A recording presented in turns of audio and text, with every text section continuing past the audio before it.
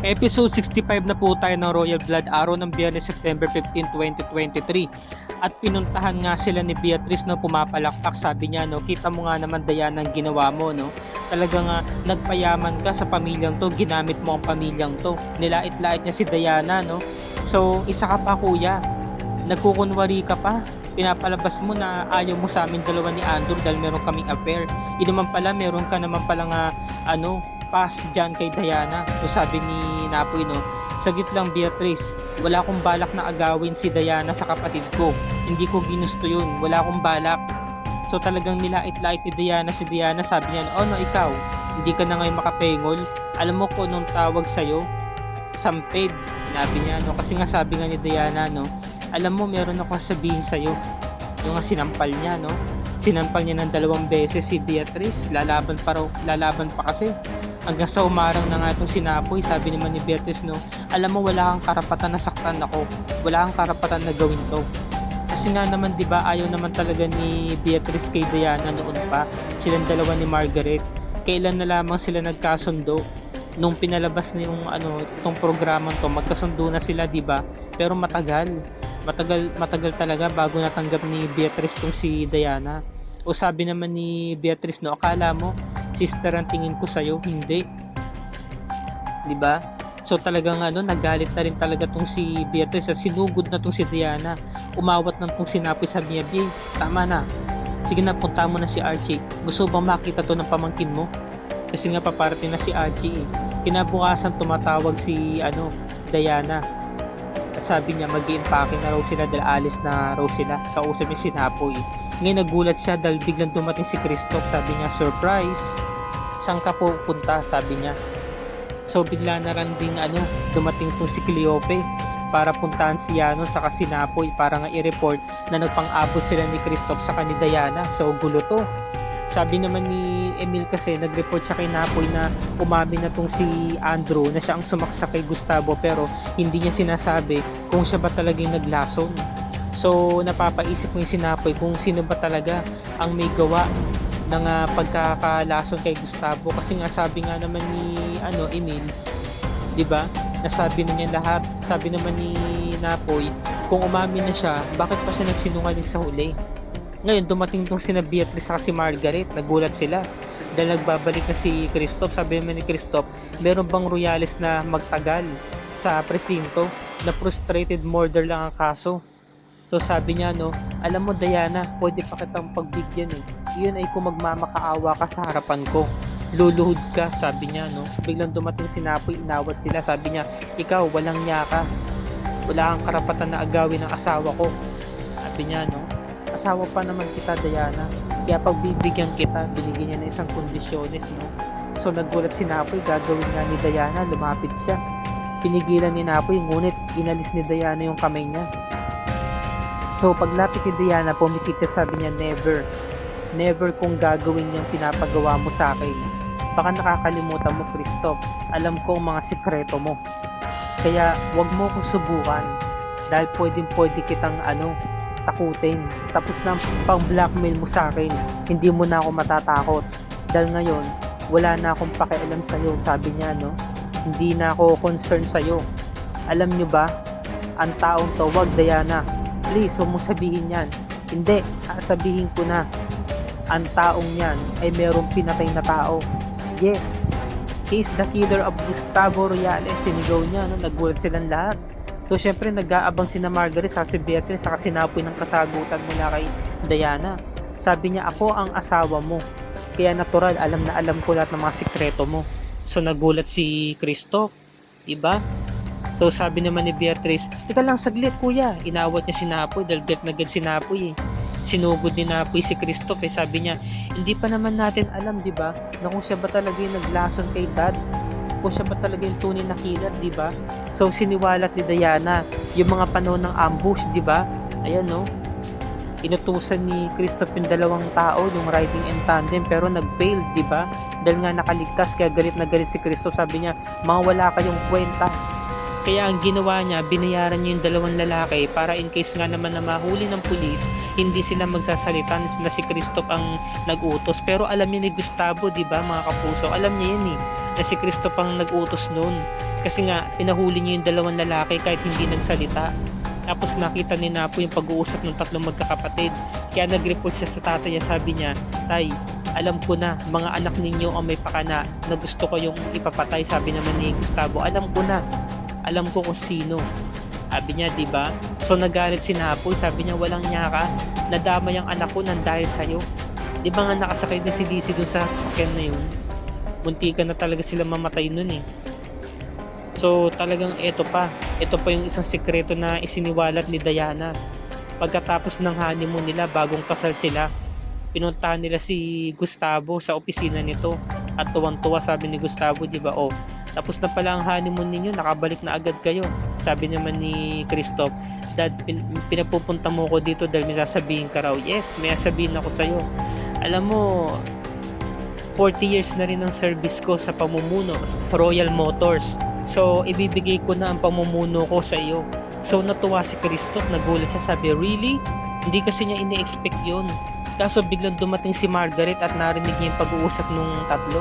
So, nung pag-alis ng dalawa, nung mag-asawa, sumilip sila sa bintana. Nakihisyoso sila kung anong pinag-uusapan ni Gustavo sa ni Margaret. Sabi ni Margaret, "Alam mo naman na hindi siya ang capable na mamuno ng Royal Motors. Bakit mo sa kanya ibibigay ang posisyon?" Sabi naman ni Gustavo, "Pinaasa si Christoph eh. Masama talaga to si Gustavo." Sabi niya, "Syempre, sinabi ko lang yun para naman hindi maging pulpul yung kapatid mo, para naman pag-usayan pa niya ang pagtatrabaho. Pero sa'yo ko ibibigay ang pamumuno ng kumpanya." So ngumiti si Margaret. Yun yung talagang ikisinama ng loob lalo ni Christoph nung araw na yun. Nadinig nilang mag-asawa dahil nakadungaw sila nun. So di ba at heto pa, sabi ni Christoph, "Hindi mo to pwedeng sabihin sa akin at gawin, Diana. Hindi mo ko pwedeng ilaglag." At bakit? Merong inutos sa'yo si Dad para meron kang ipapatay na tao. So sabi ni Margaret, "No, hindi Christoph. Kailangan kong marinig ang sasabihin ni Diana. Ang sabi mo, inutusan ni Dad si Christoph para meron siyang ipapatay." "Oo, walang iba kundi ang nanay ninyo." Nagulat silang dalawa. Diba? So umiiyak na si Christoph. Nabunyag na yung mga sikreto niya, wala na, reveal na.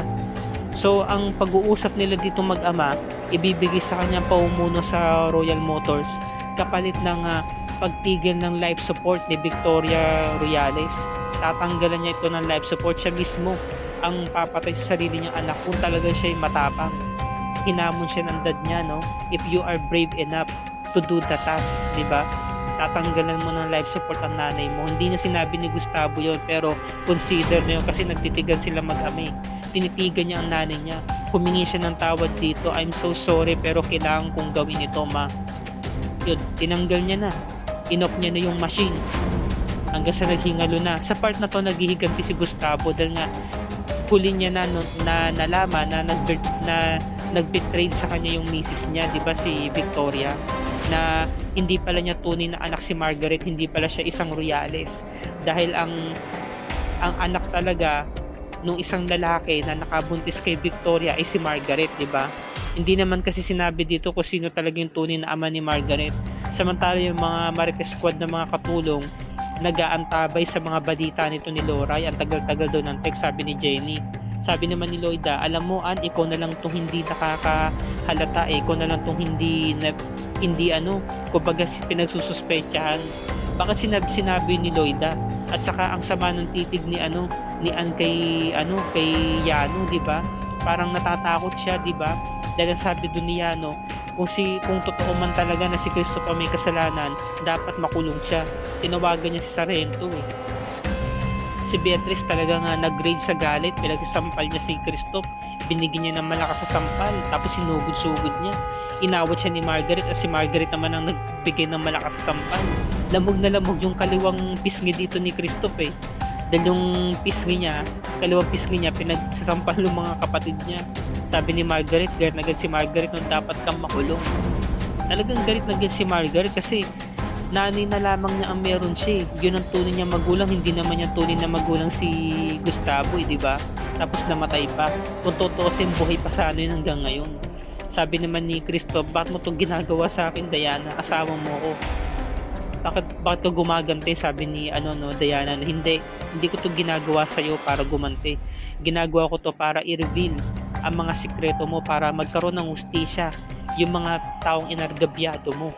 Sabi naman ni Christoph, akala mo ikaw lang, ha? Meron din akong panlaban sa iyo. Kayong lahat pinagkakatiwalaan niyo yung Diana na yan. Meron din sikreto yan. Nagnakaw siya ng 100 million sa pera ng ating kumpanya. 'Di ba? Iyon yung araw na pinagre-resign siya sa posisyon, 'di ba? Tapos ang ginawa ni Diana, nagnakaw siya ng pera. So nagulat sila. Dito na po nagtatapos ang review and recap para sa gabing ito, mga kapuso. Sa Lunes, naku po, maghihintay pa tayo ng 2 araw. Malalaman na natin ang resulta ng huling investigasyon, kasi nagsagawa ulit ng overall investigation ng mga pulis. Nilahat na nila at marami silang mga ebidensya na nalaman tungkol nga sa kanilang lahat. Sa bawat lugar, sa bawat kwarto, bawat pasilidad ng mga magkakapatid ay pinuntahan na ng mga pulis. Talagang mausisa. Hindi muna sila pwedeng mag-akusa ng tao na ito nga naman ang may kasalanan kung wala pa talagang matibay na ebidensya, sabi nga ni Sargento, di ba? Ngayon, alam na ni Sargento kung sino ang killer. Kaya ito yung tinanong ni Margaret, di ba? Sino ang killer, di ba? Malalaman na natin ang kasagutan next week, dahil huling linggo na yan, mga kapuso. Pinalibutan na ng mga pulis ang buong Royales Estate kasi nga nagkaroon na talaga ng overall na investigation. Matinding pag-uusisa. Ayan. So kaabang-abang talaga, no? Talagang nakakawindang, nakakagulat yung mga revelations na naganap ngayong gabi. Lalo na malapit na ang pagtatapos ng Royal Blood, kaya lalo talagang nakakaba, nakaka-tense yung mga kaganapan dito. Kaya wag natin tong palalagpasin, mga kapuso, dahil malapit na nating malaman kung sino ba talaga ang killer ni Gustavo Royales. At dito na po nagtatapos ang review and recap para sa gabing ito. Kung bago ka pa lamang sa akin channel, kapuso, please like this video at i-share mo ito sa iyong social media platforms. Hit mo na rin ang subscribe button with notification bell icon para lagi ka updated sa mga episodes ng Royal Blood and other GMA shows tulad nito. Happy weekend sa mga kapuso, happy viewing. Maraming salamat sa inyong panonood, and God bless us all.